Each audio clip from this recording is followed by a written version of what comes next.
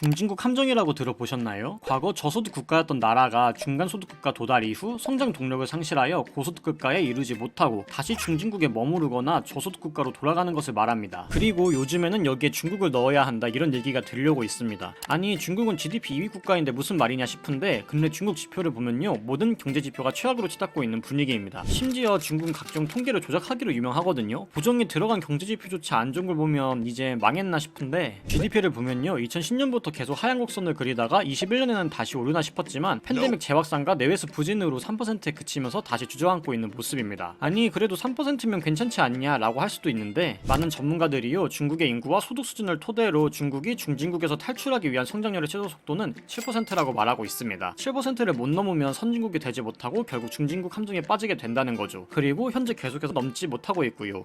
그래서 중국인가 싶은데 반면 미국을 보면요 아무리 미국도 경제가 이상하다고 말해도 팬데믹 이후 다시 반등에 성공해서 정상궤도로 진입한 모습을 보이고 있습니다. 그리고 불과 몇 년 전만 해도 중국이 미국을 따라잡을 거다라는 이야기를 할 때면 가장 먼저 한 것 중에 하나가 구매 소매력인데요. 이마저도 지속적으로 감소하고 있습니다. 이게 미국이 계속해서 중국한테 잽을 날리니까 하다 휘청이는 것도 크지만요. 그와 별개로 중국의 기형적인 인구 구조로 인해 이제는 소매력이 지속적으로 감소할 거라는 의견이 많습니다. 중국 인구 많은데 무슨 말이냐 의아하실 수도 있는데 우리나라도 인구 감소, 출생률 등 인구 구조 문제가 심각하지만 중국은요 어떻게 보면 우리나라보다 더 심하거든요. 고령화 문제가 심각하던 우리나라조차 경제활동 가능 인구가 줄어든 게 2016년인데 중국은 이미 2012년부터 생산 연령 인구가 줄어들기 시작했습니다. 그리고 그 반동이 점점 커지고 있고요. 그리고 엎친데 덮친 격으로 한국, 일본은 1인당 GDP가 3만 달러를 넘은 시점에서 생산 인구가 감소했지만 중국은 1인당 GDP가 12,720달러에서 이 상황이 나타나고 있습니다. 대다수가 가난한 상황에서 경제까지 붕괴된다? 상상만 해도 정말 끔찍하죠. 최근 터진 중국 부동산 문제와 디플레이션 위기는 말할 것도 없고요. 그리고 22년부터는 중국의 전체 인구수조차 줄어들기 시작했습니다. 22년에는 이미 85만 명이나 감소했고요. 인구 피라미드는 말할 것도 없죠. 그리고 이전 영상에서 다뤘던 중국의 출생률 역시 23년부터는 우리나라와 마찬가지로 0명대에 들어설 것으로 예상되는 상황입니다. 이 정도면 긍정적인 지표가 없을 정도인데 만약 이 상태로 10년이 지나면 어떻게 되냐? 해외 기관에서 분석한 자료를 보면 2032년 예상되는 인구 구조에서 중국은 러시아와 독일과 같은 심각한 불균형 구조로 변할 거라 예상하고 있습니다. 그런데 러시아나 독일은 향후 인구 구조가 악화되면 이민을 받으면 된단 말이죠. 근데 전쟁으로 상황이 좀 바뀌긴 했지만 러시아는 출생률이 높은 중앙아시아계 출신 이민자들이 러시아의 이민을 희망하는 나라고 독일은 독일 자체가 높은 생활 수준과 복지제도, 인권이 존중되는 국가여서 이민 지원제가 오히려 넘쳐서 문제고요. 그 와중에 미국은 출생률이 오히려 높아지는 걸 보면 지구가 어쩌면 방장 사기맵인가 싶은데 무튼 중국으로 이민 가고 싶은 사람이 있을까요? 가뜩이나 중화사상이라고 해서 다른 민족을 배척하는 데다가 공산당에 검열당하기까지 해야 하니까요. 실제로 21년 기준으로 인구 14억인 중국에 거주하는 외국인은 84만 명에 불과합니다. 인구 5천만 대한민국에 거주하는 외국인이 20년 기준 230만 명인 것에 비하면 굉장히 낮은 수치를 할 수 있죠. 방금 공산당 검열에 대한 이야기가 나왔었는데 중국이 성장하면서요 공산당의 비호 아래 일부의 기업만 밀어주다 보니 소수의 기업과 공산당이 부를 독점하고 근로자는 노동 착취를 당하고 국민들의 삶은 나아지지 않은 채 가난에 허덕이고 있습니다. 우리나라 역시 이 과정을 거쳤는데요. 우리나라의 경우 전태일 열사 등 많은 분들의 희생으로 노동법이 점차 개선되어 왔습니다.